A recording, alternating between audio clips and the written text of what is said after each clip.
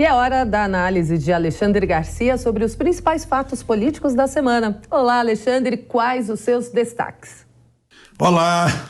Olha, eu acho, para mim, o caso mais marcante da semana foi dessa juíza do Rio Grande do Sul, Santo Antônio das Missões, que anunciou que vai punir quem tiver a bandeira nacional fixa a partir de 16 de agosto, porque ela considera que isso é propaganda eleitoral para Bolsonaro, né? Eu acho que ela não sabe que faz poucos dias, numa reunião com seus apoiadores, o presidente Lula estimulou o uso da bandeira, dizendo que não pode ser apropriada por ninguém e tal. Foi a coisa mais estranha que já se viu, né, e que se foi manifestada nessa semana. A OAB do Rio Grande do Sul já anunciou numa nota oficial que ela desrespeitou a lei orgânica da magistratura porque antecipou uma posição sem ter sido provocada, né, e que esse assunto vai para a corregedoria do Tribunal de Justiça. Por ironia, ela é do mesmo estado onde nasceu Marcílio Dias, o herói brasileiro na Guerra do Paraguai, que defendeu a bandeira brasileira com a vida, né? Abraçou-se na bandeira ante atacantes paraguaios que queriam tirar a bandeira do mastro do navio em que ele estava. Então, eu tuitei dizendo que eu tenho bandeira, está aqui atrás, está em cima da minha casa, está no meu carro sempre na Semana da Pátria, aprendi isso com meu avô, né? O partido de todos nós é o Brasil, a bandeira representa todos os brasileiros, inclusive os que já morreram, né? Em memória dos que já morreram. E parece que essa juíza não sabe. Eu não critico, eu tenho pena. Eu acho lamentável, né, que ela tenha tido... Não sei se é por ideologia, não conseguiu se conter na isenção que todo magistrado deve ter. E no Congresso, votações no Senado e na Câmara aprovaram a emenda constitucional dos benefícios. Foi uma aprovação maciça, né, Alexandre? Por quê? Aprovaram e o ano eleitoral ajudou, né? Porque ninguém que dependa do voto vai votar contra algo que beneficia eleitores, né? Então foi a maciça maioria no Senado e na Câmara, né? Principalmente graças ao ano eleitoral. Digamos que foi interesse de todo mundo, né?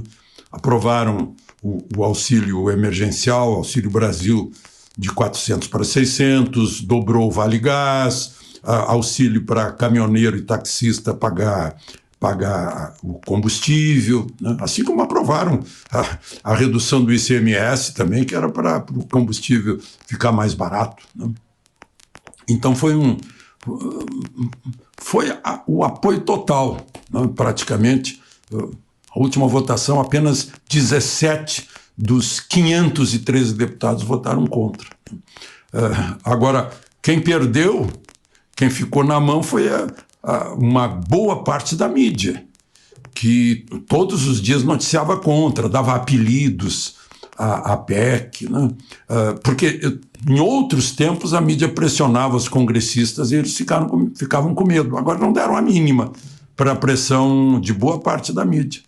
E votaram com força, aprovando, em 2 votações no Senado, 2 votações na Câmara, essa proposta de emenda constitucional que dá benefícios para quem está precisando. E a lei de diretrizes orçamentárias também inclui um bom auxílio para o agro. Juros mais baixos, Alexandre? Sim, aprovaram a lei de diretrizes orçamentárias prevendo 1 bilhão e 200 milhões para aquilo que se chama de equalização de juros, né? É para facilitar juro, por exemplo, principalmente para a agricultura familiar, que está com um jurinho assim, né? E para o juro de custeio, investimento necessário também para propiciar um crescimento maior, mais tecnologia para o agro brasileiro, que tem sido o carro-chefe. E vai ser o carro-chefe de novo do PIB desse ano, que vai surpreender para o bem, né? Tem sido garantidor de alimentos, da segurança alimentar, da boa situação das contas brasileiras no exterior, né? Das divisas, Então, essa lei de diretrizes orçamentárias levou isso também para o agro, né? Já havia decisões no Congresso que consideraram o agro. Por exemplo, o auxílio para o diesel, né?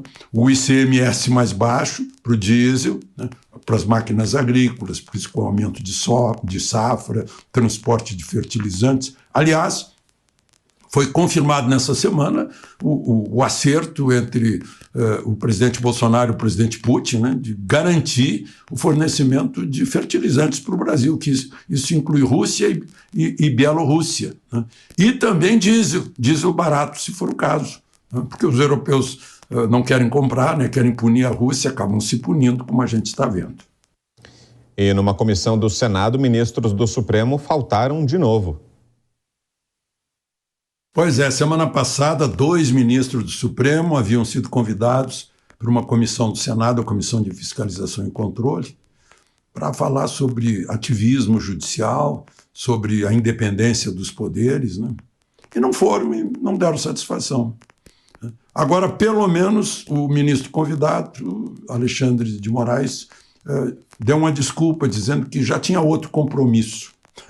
Eu fico lembrando, pensando, né? Puxa, se o Senado, quando ele estava sendo submetido ao Senado, Temer ofereceu o nome dele ao Senado, se o Senado ficasse argumentando, olha, a sabatina não vai ser agora porque temos outro compromisso, ainda não pode fazer a sabatina, não pode votar no plenário o seu nome porque temos outro compromisso, outras votações, né? Pois é, o ministro da Defesa, sempre que é convidado pela Câmara, pelo Senado, comparece, general Paulo Sérgio, que tem respeito ao Congresso, que merece respeito não pelos deputados e senadores, mas pelo que eles representam. Eles representam o povo brasileiro, não? Eles podem fazer leis, podem mudar leis, eles podem, porque eles têm voto para isso. O poder que emana do povo se transfere para eles através do voto. Será que a gente tem que ficar repetindo essas coisas óbvias, né? No país de hoje parece que é necessário repetir isso. O poder legislativo é o que tem o poder de mudar leis, de mudar a Constituição, se não for cláusula pétrea, não? Então, fica estranho quando o ministro do Supremo considera o legislativo um poder menor. Não é isso, é o maior dos poderes, tanto que acima dele, só o povo. A propósito, a Polícia Federal vai acionar o Supremo para obrigar a CPI da Covid a atender o pedido sobre provas dos indiciamentos da CPI. Gente, vocês que acompanharam a CPI, né, aquela gritaria toda, aqueles xingamentos, aquele desrespeito, era o retrato da Inquisição de outros tempos, né? De 400 anos atrás, 500 anos atrás, era o retrato. Mas aí produziram um relator, senador Renan Calheiros, produziu um calhamaço de acusações, né, incriminando as pessoas, né, e mandou para a Polícia Federal para o devido processo legal. A Polícia Federal faz um mês, mais de mês, que está pedindo à CPI da Covid que mande as provas das acusações, né? E nada. Então a Polícia Federal vai dizer, vou me dirigir ao Supremo para ver se o Supremo, que foi quem obrigou o Senado a abrir essa CPI, que obrigue a CPI agora a fornecer as provas de tudo aquilo que está escrito lá no relatório, né? Os indiciamentos por parte da CPI que o povo brasileiro pôde conhecer tão bem. E nesta semana, o ex-juiz Sérgio Moro decidiu ser candidato ao Senado pelo Paraná. Pois é, foi outro fato político da semana que pega uma pessoa de notoriedade na política nacional, que começou notório como juiz, depois como ministro da Justiça, depois com a saída dele, depois com a candidatura à presidência da República, como o grande nome da terceira via, né? Com tudo que aconteceu. Ele fez esse anúncio essa semana, no mesmo dia em que completou 5 anos, em que ele, na 13ª Vara de Curitiba, condenou Luiz Inácio Lula da Silva a 9 anos e meio de prisão por corrupção passiva e lavagem no caso do triplex de Guarujá, né? Como se sabe, foi uma sentença que foi confirmada no Tribunal Revisor, em Tribunal Superior, etc. Mas isso é um outro assunto. Olha, só uma vaga de Senado por Estado está sendo disputada. O senador Álvaro Dias pretende essa vaga. Senador Álvaro Dias agora é o adversário. O Moro se tornou o adversário de Álvaro Dias, porque tem uma vaga. E Álvaro Dias é o padrinho político de Sérgio Moro. Foi quem conduziu para o Podemos, e ele ficou até ganhando um auxílio lá no Podemos, acho que de 20 mil. Então ele está fazendo com Álvaro Dias agora o que já fez com Jair Bolsonaro, o que já fez com o Podemos, o que já fez até com a deputada Carla Zambelli, de quem ele foi padrinho de casamento, e depois divulgou uma mensagem de Carla Zambelli quando saía do governo. Olha, Carla estava me prometendo aqui Supremo, né?